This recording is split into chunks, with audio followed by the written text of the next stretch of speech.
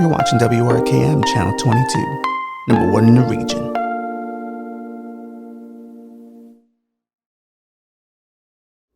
What is up, my people? I am out and about in New York City, but that does not mean I am not going to take time to say the following WRKM broadcast is for mature audiences only.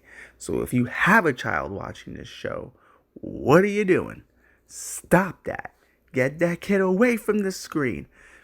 But if you want the kid to know about the harsh realities of life, you picked a hell of a podcast for them to listen to, a hell of a show to watch. So what are we talking about? Well, we're talking Kanye West. An entire episode dedicated to it. An honest take. The most honest take, I feel. So, let's have the talks we can't have when the sun is up.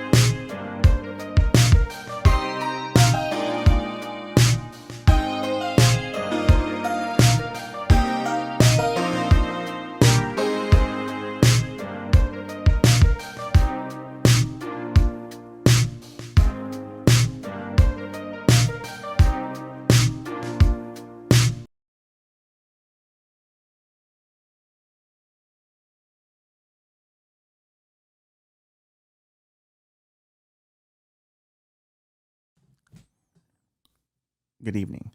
I'm Ralphie Martinez in this one in darkness. We're still testing out the new earbud headphones to see if this is where we're going to go from now on. I like them. It frees me up a little bit. The headphones are a bit constricting. You might have noticed the last episode. I hate, I wear a hat most of the time.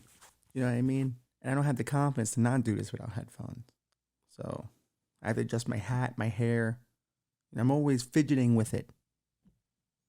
Can't help it. The earbuds I like though. Good call on producer Bobby's recommendation. So okay. So here's how I look at it. I don't know how long we'll talk about this Kanye thing. It could end up being the whole episode. I'm gonna be honest with you now. Because there's a lot to break down in all this. There's a lot of thoughts I have, feelings, maybe some expertise I can provide in some way. But I do think that there's a level of discourse that's not happening when it comes to Kanye, or has been happening, but we're not really giving it the importance it should have.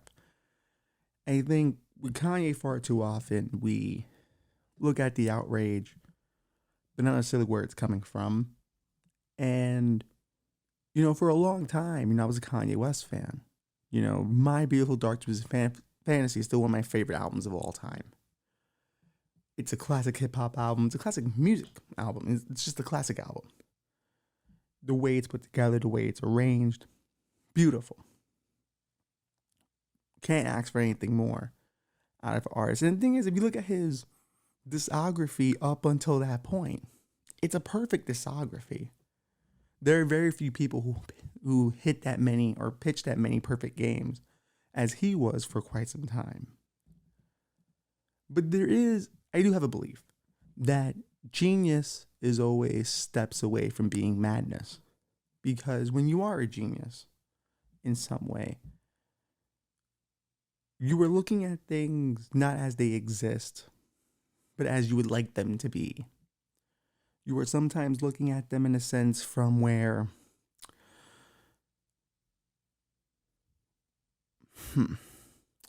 you want to break frameworks. You want to do something that's never been done before So you have to look outside the realm of what's already been done or how things have already been traditionally thought. And that can lead you places. Bobby Fischer, one of the greatest chess players of our time, went nuts. Once you've mastered such a game like chess, where you can see moves coming at you from far away, and you're seemingly unbeatable, where is there else to go? You start thinking those philosophies, apply to real life. I think that's kind of what happened to Bobby Fischer. He started to look at life like chess. Who's controlling the board? Who's controlling the players? Historically speaking, when you end up there, you end up in very anti-Semitic places like he did, which is unfortunate because if you consider the plight of the Jewish people, everywhere they have gone, they have been treated as the problem. So when you look at a group that kind of stays tight-knit to one another and looks out for one another, you get why. If everywhere we go, no one fucks with us, why are we going to fuck with everyone else?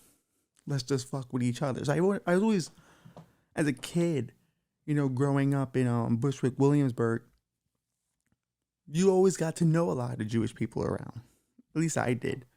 I was never afraid to wave hi to them and stuff like that, or even engage in conversation.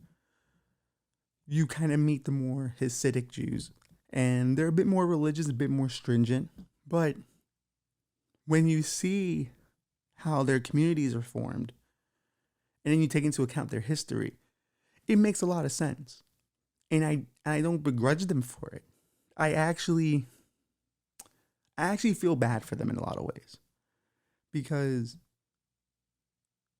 I can never, well, to be honest, I'm Latino, so I can kind of get being part of a group that's not necessarily wanted. But everywhere you go, you are treated as the problem.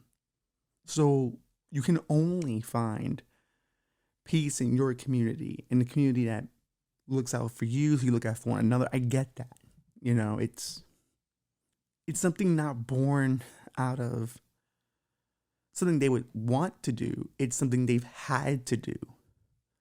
So I always find it a bit odd when people begrudge them for when they say never again, they meant never again. We are going to own and create spaces where we can be safe. They did very well in business. Everyone knows that.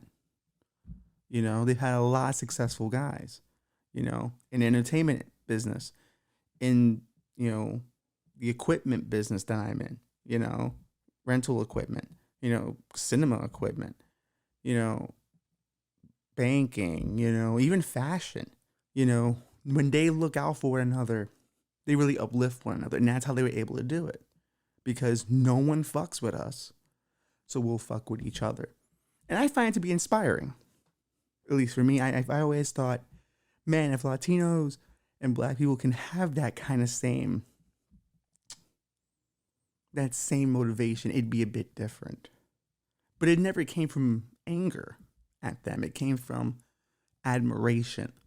Like, that's how a group of people should survive. That's how your tribe should look after one another. And I think to a degree, America could learn a lot from that. The everyday person, if you are part of the lower class, look after your lower class brother and sister. Same thing with the middle class. The rich certainly do it. And the rich do it no matter what their religion and no matter what their color. That's burped. But the only religion they serve is capitalism. The only color they see is green. That's just the facts. Because let's keep it a buck, How many rich Black millionaires are pouring money back into Black communities? Not a whole lot. They'll do it with their other rich friends. Like, oh, hey, let's do some money transfers here and there, but there aren't too many going back. A lot of the younger cats are, which I really appreciate. You hear about that amongst the younger rappers. They actually go back. But you don't hear that as often about the old school guys like Diddy, Hove. Diddy does the Revolt Summit, but it's like he then invites the most questionable people imaginable who don't have any track record to speak of. That's always fun. Candace Owens being one of them. But that's kind of where this all starts with Ye recently. And we'll respectfully call him Ye. I'll try not to call him Kanye. He wants to be known as Ye, but it's going to be a little hard because I've always known him as Kanye. So we'll try to be respectful and call him Ye. When he had the recent fashion show for Fashion Week, there was already a negative connotation to the show. Like, people already weren't feeling him anymore on a fashion scale. It happens. You have your moments and then you kind of fade away. That's kind of what's happened. It happened with him in music to a degree. Like, the albums got progressively worse, and then they required more controversy to sell them. It's kind of happening with the clothes now. When you're losing attention, be provocative. Because no matter how bad the press is, at least your name is out there, and those who support you will take up arms for you and will do battle for you in the comment section. You know, a great friend of mine, Ari Kills, you know, she promotes, you know, cultish like marketing. Make your fan base into a cult that defends you and fights for you, you know, and she's got a point there. Like, Marvel does it all the time. If you look at the Marvel comment threads, you know, on certain comic book sites, it's filled with Marvel versus DC tribalism, because that's how they keep a fan base riled up, and it's a free marketing campaign.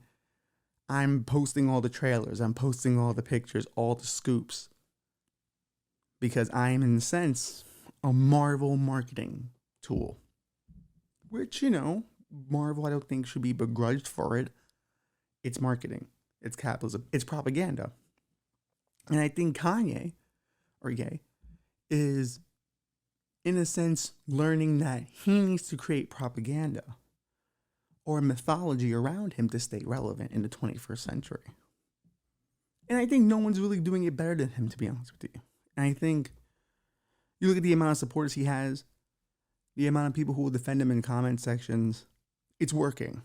You know, I've seen people defend some of the most outlandish, debunked things that he has said, and they defend it with fury because it's him. And because he's trying to uplift us, he's using all the right verbiage. But in essence, what he's doing is creating a following so you will defend him. He recently did the Drink Champs podcast with Nori, which I watched the 3-hour version, not the 1 hour Revolt TV version. I watched the 3-hour version because I always prefer, if a guy's going to be wrong, I'd rather him be wrong for about 3 hours so I can see every aspect where he's wrong. And the thing about it is that I think, in essence, now we're doing that. Last week is Truth to the Fact is, now this week it's In Essence. We're finding new things to repeat over and over again. If someone could start a spreadsheet, that'd be great, so I can know what I can no longer say, at least for a couple of weeks. Ye is a guy who has a lot of beliefs, and he doesn't know how to explain them, and I'm not entirely sure he understands them. And that's really because of the bipolar. Like, the bipolar has this really interesting trick it does, where it turns all your feelings into fact. In general, most people we all have that. What we feel becomes our mindset, and what our mind tells us because of our feelings becomes fact, and that's how we carry out things we do, how we make decisions. That kind of brings in a free will discussion. Are we constantly always reacting, or are we, being proactive? Depends on the situation. But I think what bipolar does specifically is that it takes away the self-awareness aspect of it. Because at least in most places, we can be self-aware of what our feelings are, even if not at the moment, even afterwards. We don't always require someone to correct us, to let us know, hey, you fucked up. Most of the time as people, we kind of know when we fucked up. That's kind of the beautiful part of being human. There's always a level of self-awareness all humans have. And you know when you're wrong. For the most part, you do. But it feels right. And that's kind of where that whole concept comes from. It feels right. And Kanye has a lot of feelings because he has a lot of information. And he concocts these conspiracy theories to justify his feelings. Listen, 9/11 is a perfect example, right? Like, there was a conspiracy theory for 9/11. A bunch of guys conspired to get some planes together and take down some buildings. That's a conspiracy still. Was it a conspiracy theory that felt right for some people? No. Because, like religion, in a lot of ways, when a question is too big, the answer has to meet the question or you don't accept it. That's why when we talk about optimistic nihilism here, people always ask, are you saying because the universe is meaningless? No. We're saying that you get to dictate what the meaning is. So the great question to the universe is you, how you perceive things. Kanye's having an experience based on things, how he perceives things. And they're all coming from a centered place of him. Bipolar takes all his feelings, all his biases, and calcifies them until they no longer serve him. In his state of bipolar, one would say he's trying to survive and control what he can because he's not in control of sometimes his own mind. Consider how he attacks his ex-wife the way he does. He attacks Kim even though one would make the case he attacks her for things he built her up to be. He talks about her being a sex symbol. He talks about her ruining the image for young girls, but he helped do that. He got her to deal at Balenciaga. You know, he helped influence that. He designed some of the stuff she wore. And to be honest, is it Kim's fault for being the person that people went, oh, this is the standard now? No, it's society's fault. The devil only offers you the plate. It's up to you to eat. And that's what marketing does. They offer you the meal, but you have to be a willing participant into eating it because you find it to look savory. You think it'll please your taste buds. And once it pleases your taste buds, it's no longer on the chef anymore. It's on you. You've chosen that this meal is great. And now you will indulge in it, or you'll have it every once in a while. You'll take it for what it is. A good meal on a Saturday night, or you will binge on it. So, having Coke with ice, bro. Because, I've been drinking a lot of water, and I lost a little bit of weight. And I think I'm entitled to having a Coke. Coca-Cola, I love it. It pleases my palate. It makes me happy. But I am aware that me drinking too much soda is an addiction I have. And I can nip that in the bud at any time. So when people talk about the addiction the Kardashians have given, yeah, I hear you. But there are some people who treat it for the trash TV as it is. I treat it as trash TV. When I see a clip, I take, it's a funny clip of them being them. I treat them as what they are. People who are rich and they have a reality show. I don't treat them as a way of living my life, believing in something. I don't treat them as people who can inform my life and make my life, but I don't look at it that way. And most people don't. Those who do were always looking for a religion. They were always looking for something to dictate to them, something that's real, something that they can aspire to in a world that feels chaotic. Wow, they got it together. How can I be more like them? How can I follow in Kim's footsteps? How can I be an influencer? How can I be a fashion mogul? How can I get into makeup? It doesn't always, I guess it'd be unfair to say that she's the best role model for that, because she did kind of start on third base. So it's a little unfair how her situation worked out, but consider the sex tape, a total robbing of her sexual agency. At least that's the story we all know. She flipped that into an empire. That's feminist as fuck, if you ask me, taking back your sexual agency and building something on it. But then you have to also deal with the consequences of that empire. Who did it affect? Are young girls affected by it? Are suicide rates even higher because of a beauty standard that's been set partially by the Kardashians that they can't meet and they get teased for? That's kind of what it is. It's what America deals with. 1776 and the American Revolution does not happen in a bubble. You have to deal with the consequences of the empire. You have to deal with the consequences of what you've brought into the world. But Ye will sit there and chastise her for being this thing that he helped build. And what he uses is something that's probably really personal to her.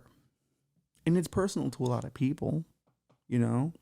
Some of our listeners are probably deeply into it, but he uses religion, you know?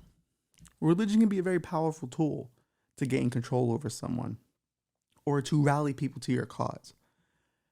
Because it's interesting, because in a world where we've become a bit more atheist, we kind of still have a begrudging respect for the spiritual.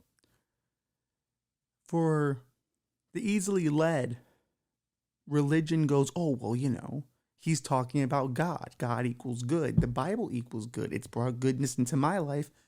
If this is what it's doing for him, maybe he can do that for me, and maybe he's on the right path. It's why mega churches are so huge. Maybe pastor does deserve a big house. Maybe pastor does deserve a nice car because he's doing right by God. And if I can do right by God, maybe I can have a big house. Maybe I can have a nice car. Which is kind of, you know, the rich Republican way they tell poor people of what they could be if they just supported the 1% a bit more. You know, maybe I too can be the rich guy that they're cutting taxes for. You more than likely won't be, but if you're a small business, maybe there's something in it for you. I totally understand it. This is a small business in a sense. You know, we are a small business, but then a bigger network, WRKM. But this one in Dark is a small business, and I would love to have some tax breaks if I can for our LLC. But I'm fully aware what the game is, though. I'm fully aware that there is a personal component they're pulling on to get me to feel that way. And I think that's what Kanye does with religion. He's able to get people to think very highly of him because he's talking about the blood of Christ and all these. Listen, my step grandmother, who I loved very dearly, Grandma Belinda, or as we all called her, Mother Oracle, because she knew everything. But she used to, you know, say the blood of Christ all the time. And when she would pick up the phone, she would, I believe God. You know, like she was a real religious woman.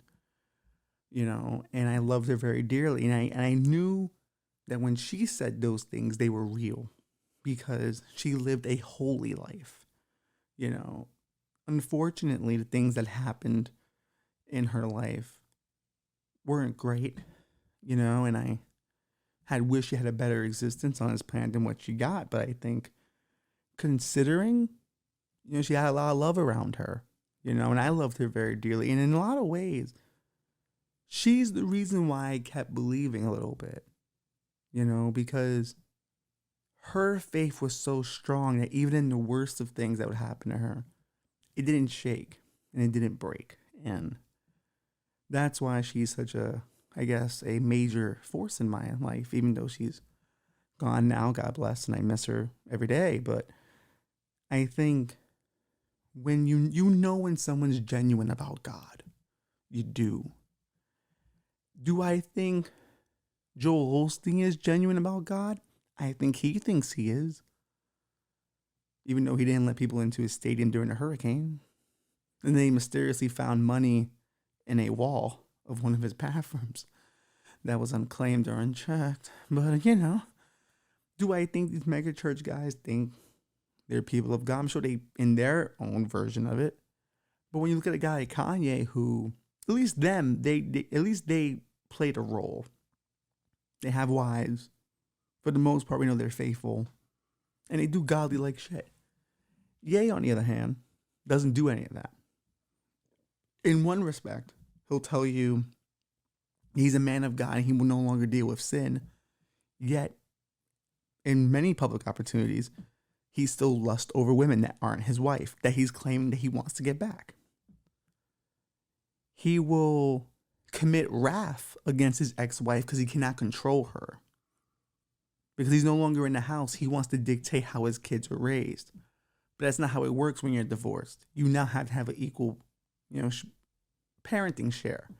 Kim can do what she wants. You can do what you want, but there has to be an agreement of you each parent your different way. Here's some things we can agree on. But it doesn't seem like Kanye wants that. In his Drink Champs interview, he is dead set on saying that he needs to be the one controlling what his kids see, what kind of content they engage in, what they're wearing, where they're going to school. But he's not the custodial parent. So it's not really his role to do that. He can have a say in it, and I think he should. But to say he should be dictating is a little bit different. But he attacks, Kim for being ungodly, for being unholy. Which, it's wrath. It's one of the deadly sins, man. And he does it so publicly and so viciously. But yet still claims to want her back. But he wants her back, and he said it on God's terms. Which indirectly is his terms. Because God speaks to him. And I always found it a bit weird that when people tell you God spoke to them, and they don't have an audio recording of it, that's a little weird, ain't it? If God spoke to you, he couldn't leave you a voicemail? He couldn't leave you something to back you up going, oh yeah, God told me this. He wants me to play this voice message for you guys. Okay, he told me this. He's not the only one that did it. Joseph Smith did it. With his little golden ass plates. They sure as hell kept changing every time he couldn't remember what he put on them. But that's kind of what it is. He's looking for a level of control. It's why he, does all these provocative things. He knows he has control of the crowd and the narrative. So when he's at his fashion show, he wears an all White Lives Matter shirt, which is interesting because I don't think that was ever a disagreement. We all agreed all lives mattered because we're all adults. We are all fully aware that every life on this planet matters. But just like with nuclear war and global warming and an asteroid coming to destroy the planet, you deal with the most pressing matter in front of you. Right now it's nuclear war. The most pressing matter in front of us now is black lives just don't seem to matter in certain cases. Not to say white lives don't matter. And that's the interesting thing about it. I think both sides of the argument who got upset about this were missing that. I think people who were angry about the White Lives Matter shirt didn't realize he can wear that without saying black lives don't matter and vice versa. But that's kind of the overall problem because he's not doing it with the intent of starting a conversation. He's doing it in intent of being controversial. And he's doing it with Candace Owens, who is a provocateur. She's not really a political pundit. She's a provocateur. She doesn't know much. But what she does know, she knows a lot of. Sometimes I do agree with her on the role of women and things. She believes that you can be still a strong woman without necessarily feeling bad about wanting to be a housewife. I do feel like there has been this kind of, turn on that where you have to be an independent woman. You have to do this, that, and the other. And you got to be totally self-sufficient, which I also agree with. But I also think some women just don't want that. And I know people like that. Like I've had friends of mine who tell me they would like to be a housewife, but they feel judged whenever they say it. So I think Candace is kind of operating on the terms of women should be able to choose to be whatever they want to be, but at the same time, have a little bit more respectability, which respectability politics is always shaky because it always depends on who's telling you the respectability politics. But her point of, we no longer focus on who's the most intelligent or who's the most bright woman. It's Meg Thee Stallion now. It's Cardi B. It's all these beautiful influencer women who kind of take up the spots. You have to have a musical talent. You have to have an acting talent. When's the last time you heard about a great physicist? That's the part of the current moment that I do kind of feel a little, not anger towards, but a little confusion on. Like, if we are trying to look more at an equal society, can we bump those people up? Like, even when I watch political shows, like, the women they do bring on tend to be easy targets because they find the ones that you can each do gotcha questions with. They're not bringing on the best. And there are plenty of great women on Substack who are writing amazing political stuff that you can look for, and bring them on. Like, to me, Crystal Ball of Breaking Points is the person who should be a lot more famous than she is. She's one of the smartest political minds in the business. She's not just liberal, but she can articulate her opponent's argument very well and tell you why it doesn't work. You know, there's another one, Emily. Oh, damn it, Radowski. Hold on, I want to look this up because I really fucks with Emily hardcore, and she's a conservative, by the way, which I fucks with it. No, not her. She's on Counterpoints, which is the spin-off show of Breaking Points. Bobby, I'm looking it up because you're not going to be able to find it. You won't get there. I'm already kind of there. Emily Jasinski. She's a conservative, but she's one of the smarter conservatives out there. She understands the arguments against her points, but she's also going to make really good factual points. Her writing's impeccable. Why aren't these women boosted up? You know, it's not Bree Taylor Joy, no. It's Bree Joy. I know her name is Bree Joy, but yeah, Brianna Joy Gray. Another one. I don't always agree with her. She's a bit more far left than I am, but she's incredibly intelligent, but does not get the view she should be getting. She's not being held up. In this era where we want to make women's ideas as much as important as men's ideas, she's not being held up either. And we should look for that in our social media circles. We should want the algorithm to push those things forward. So I agree with Candace Owens on that. But she's also a moron when it comes to global warming. And that's just being fair. Two things can be right. So when he allies himself with her and her recent documentary, which I am going to watch, I think it's called The Greatest Lie Ever Told. It's about, the Black Lives Matter movement and George Floyd and how there is some corruption in BLM organization. We've covered it here. But, there's also other things in there, like the knee didn't kill George Floyd, fentanyl did, which last I checked, that was an early theory, but that was debunked. So I'm going to watch the documentary to give it a benefit of the doubt, and we will report back on it another day, even though I think next episode we'll be doing after this one will be our Halloween episode. So I don't know if that's a good Halloween topic. So we will do the episode afterwards. And for full disclosure, we're recording this on Monday.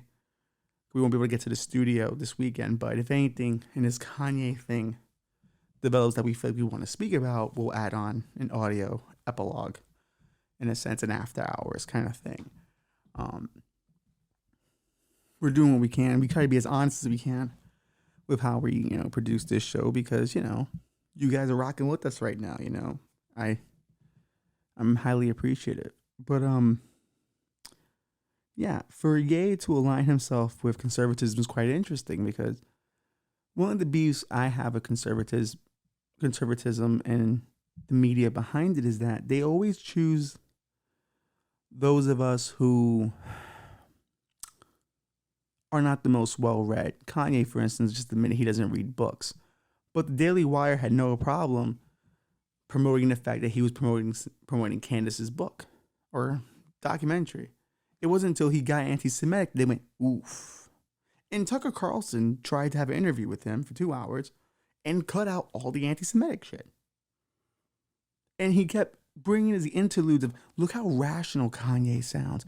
He was literally trying to prop him up, going, for the love of God, clean it up and let's look like we have a black guy on our team. That's what it normally comes off as, even though there are some good black conservative voices out there. You got Tom Sowell, who, agree with him or don't agree with him. He's far more educated than most other people. John McWhorter is apparently, people are calling him conservative, but I think he's just old school liberal. But if you consider him a conservative, he's been arguing some points that are close to conservatism, but I wouldn't say necessarily conservatism. There's plenty of other voices you can go out and get. There's that one girl who, she's a former Black Lives Matter activist. Hold on.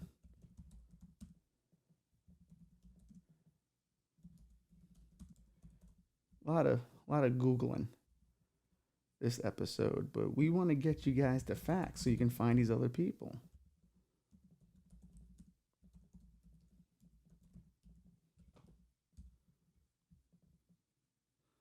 Damn, it's not can't. No, it can't be Cori Bush. No, Cori Bush is in Congress as a Democrat. Well, as a young girl, you'll find her. Actually, you know what? Better yet, she actually spoke at the Parkland. To give you more details, she spoke at the Parkland rally. You know, the Save Our Lives for guns. You'll find her. She's in there. You look her up. Who spoke at that thing? I think Dan was it Dan? Is it Dan Hogg? Hogg spoke there, and then the Spanish chick did too. She's on that list. Look for her. She's got her own YouTube channel now. But I would say look up former activist turned conservative and look at Parkland shooting, and you'll definitely find her. You know what? We'll do that. We'll try that right now.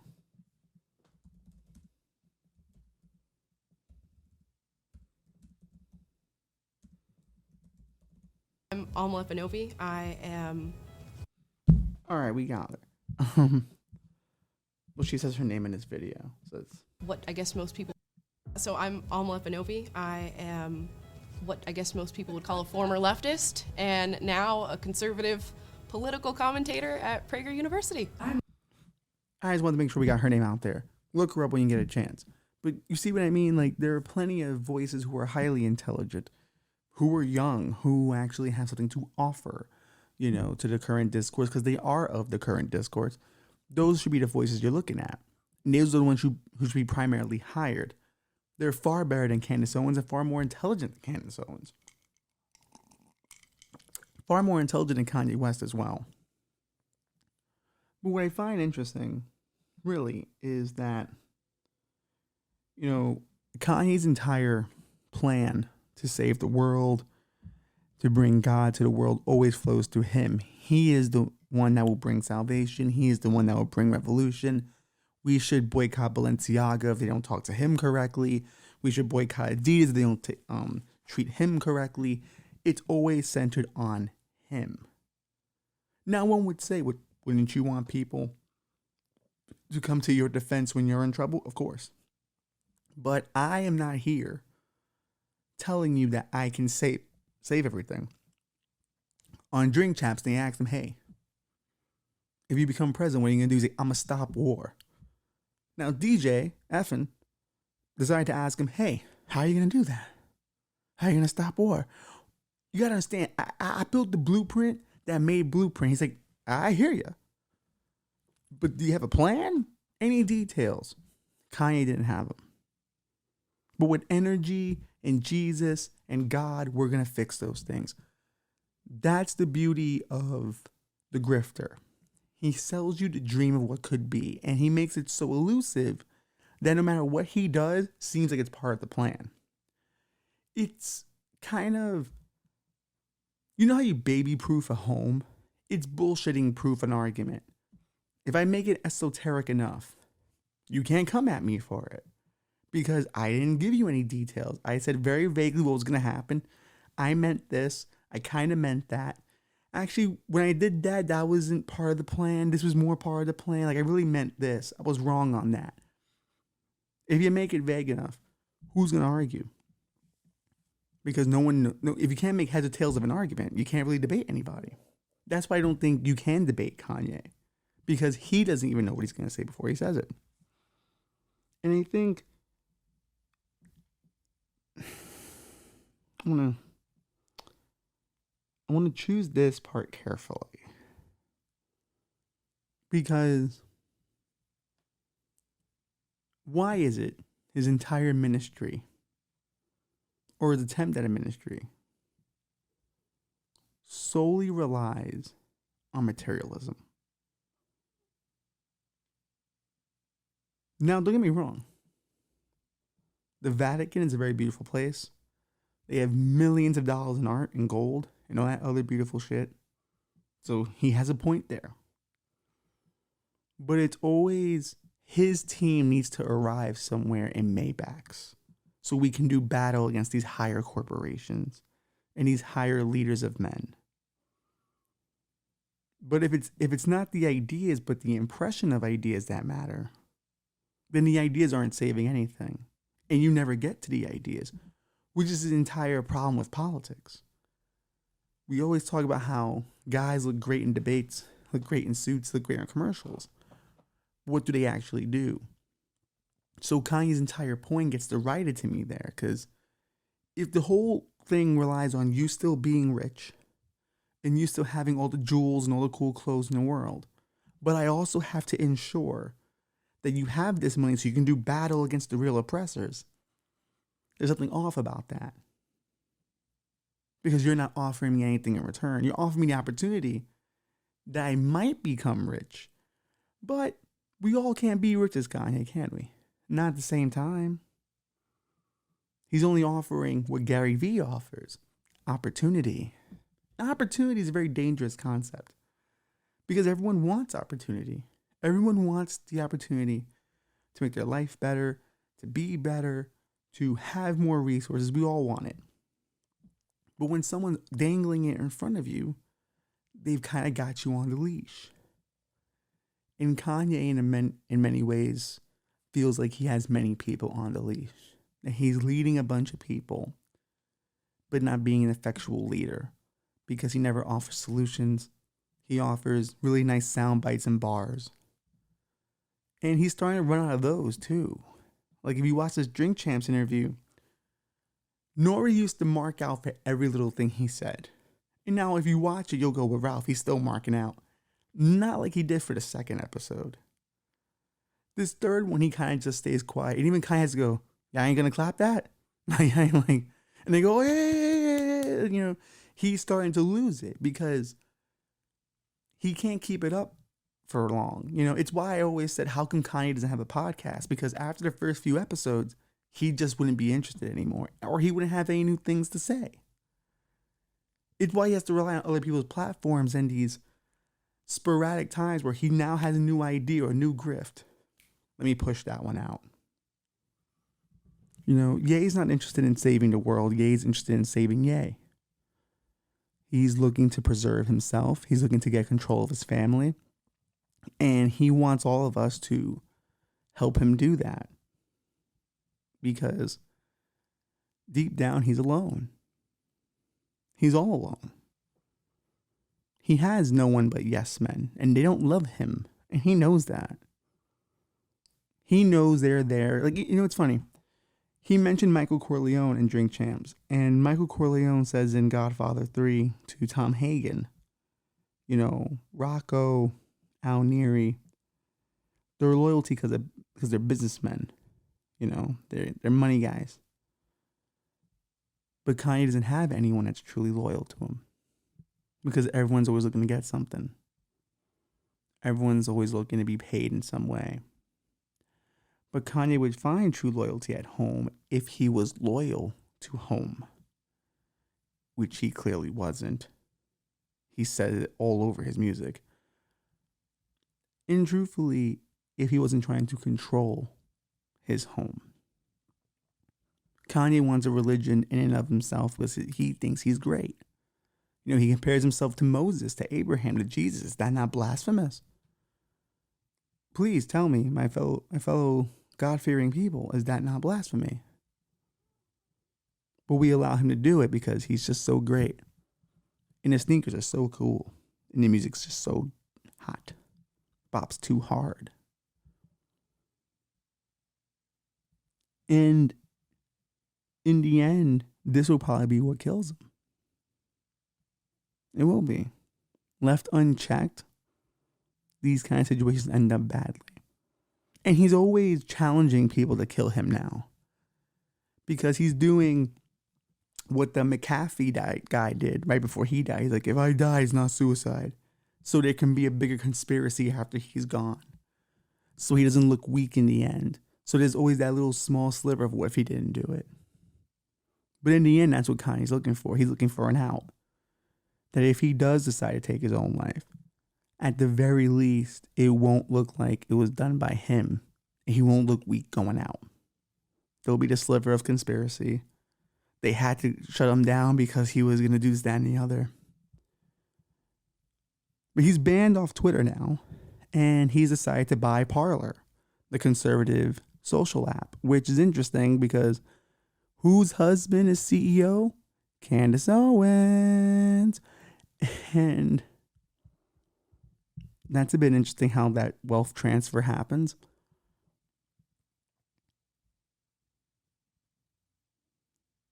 The truth is, I think it's anti-black to parade Kanye the way people are doing it. The ones who praise him. Because you see it in his eyes in these interviews that he's just not fully there. And he's looking for love and appreciation from whoever's in the room with him. Because in that moment, it's all he needs. He wants to be told he's a genius all the time. He wants to be self-affirmed. And it's his disease. His disease makes him want to be in control at all times and to be constantly loved with no end. But that's not possible if you don't treat people right. So Kim finds herself in quite the pickle. How could she stay? She couldn't. You know, Kim cannot raise a child and also raise him. Nor could she choose to live in a situation where, speaking from experience, is quite oppressive. You know, when you date somebody with bipolar or borderline personality disorder, you realize how much control they want, and they want to control your every day. Like, I had somebody in college who would do that to me. I would get called out of classes because she felt sick, and I had to go, I gotta go. My girlfriend's sick. But she'd end up being fine in a few minutes.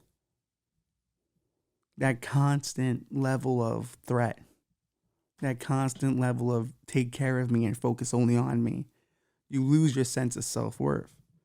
And that's what he's doing with his wife. He's committing domestic violence out in public, and no one wants to talk about that. He is committing domestic violence. He's beating his ex-wife's self-worth into the ground because it bigs him up. And the public is helping him because they just don't like his wife. And is not liking her enough to help him get away with it.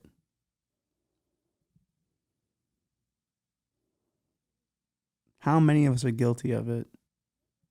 How many of us have aided and abetted in his domestic violence against Kim Kardashian? His kids will find out soon enough as they get older. They'll realize it. And that's going to be the sad part, when they realize he's not the hero they think he is. Or who knows, maybe they already have. And that's the danger in it. Those kids will deal with trauma that none of us really know. Or at least in some aspects we will, but not in there. It's so viscerally public for them. And I think in the end,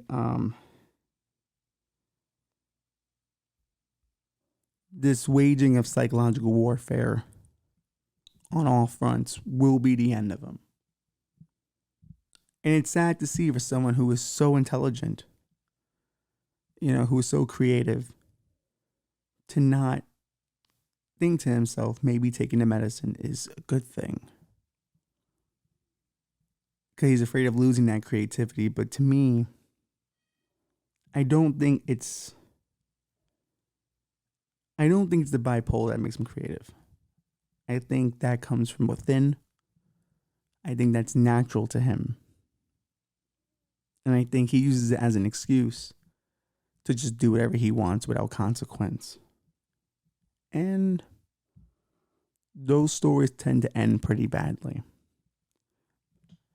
I'd like to play him explaining the anti-Semitic remarks to at least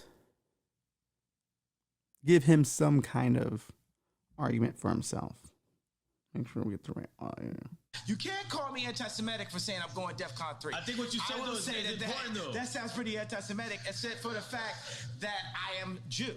And you also said you can't be mad at them because you want to do the same. You know what?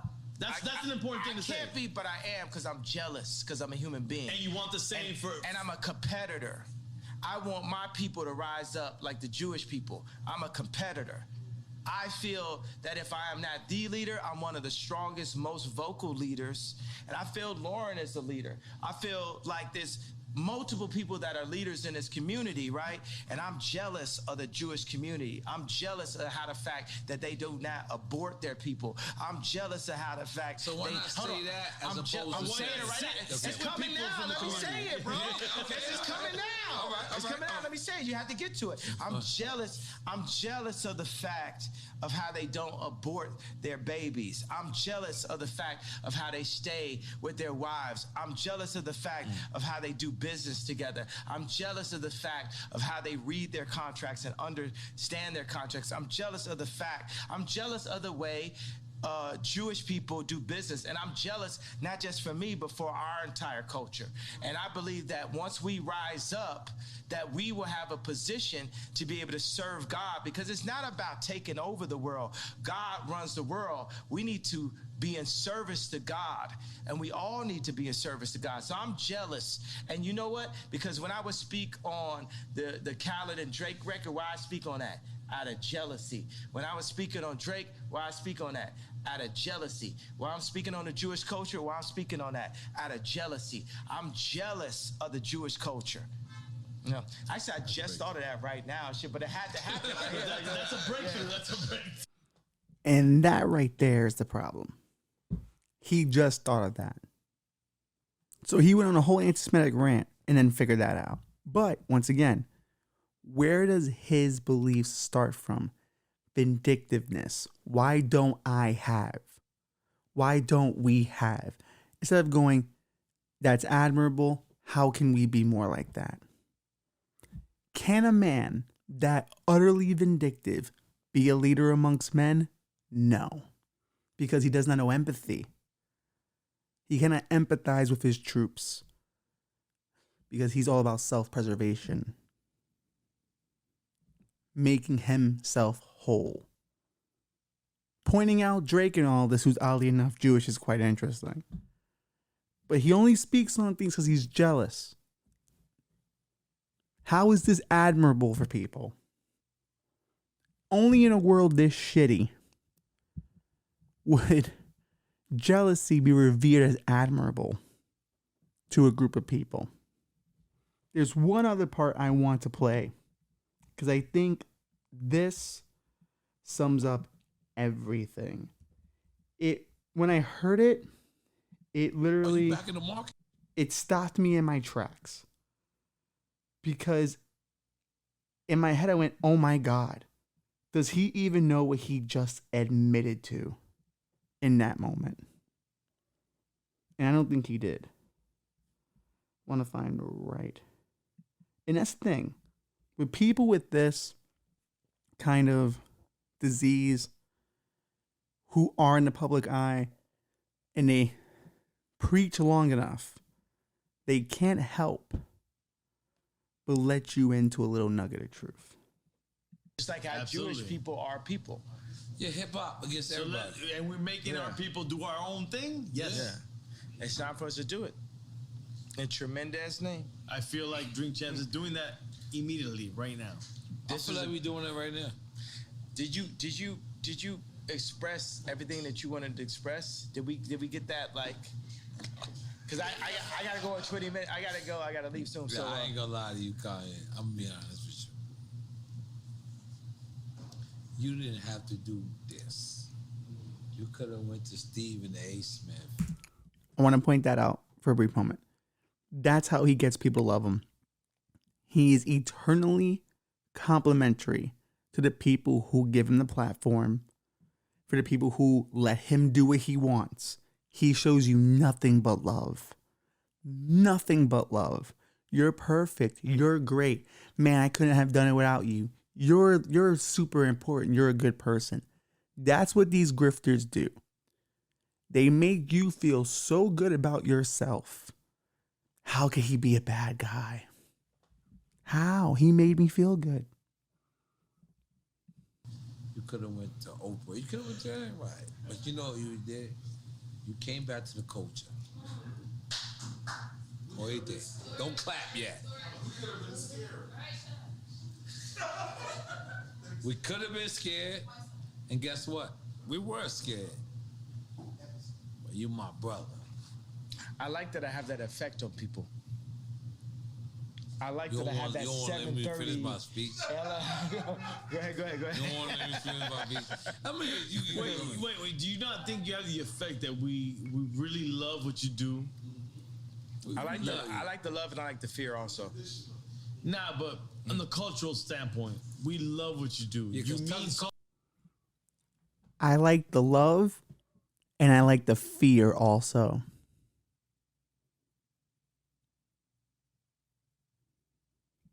I like the love, but I like the fear also. This is a man who does not care about what you got going on, what anyone else got going on. He wants to be loved. He wants to be feared. Because those two things are the elements of control. He can't control what Kim wants to do because they're not married anymore. So he makes her fear. It's why there's all those text messages, her going, "Can you please stop?" Because she's afraid of it getting out of hand.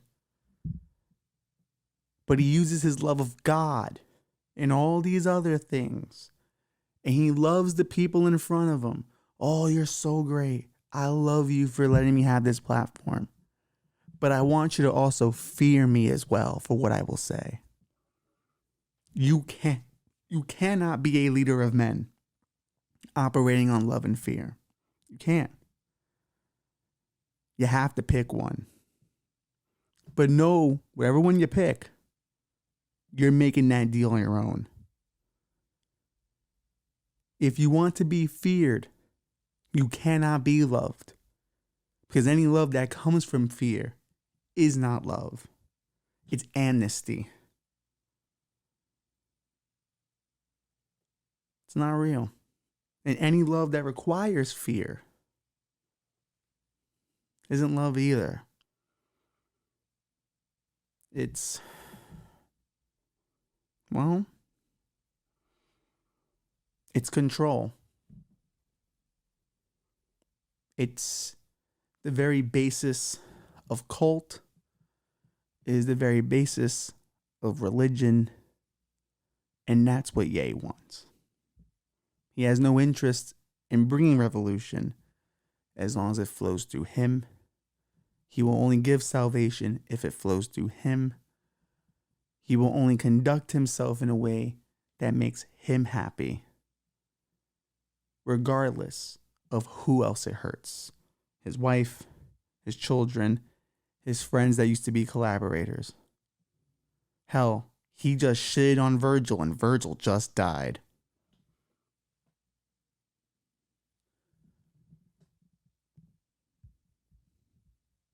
But at that moment, he showed you exactly what he was all about.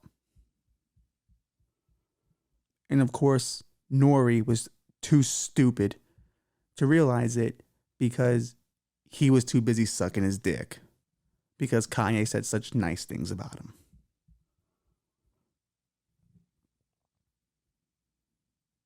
So I asked the question, for those who worship Kanye on this level,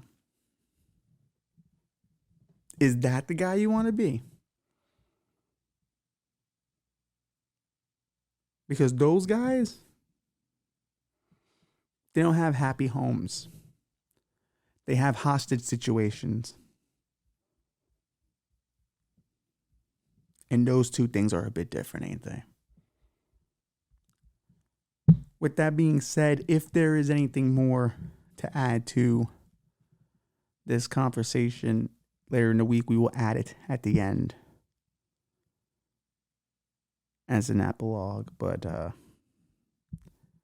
I think we both know how this one is going to end.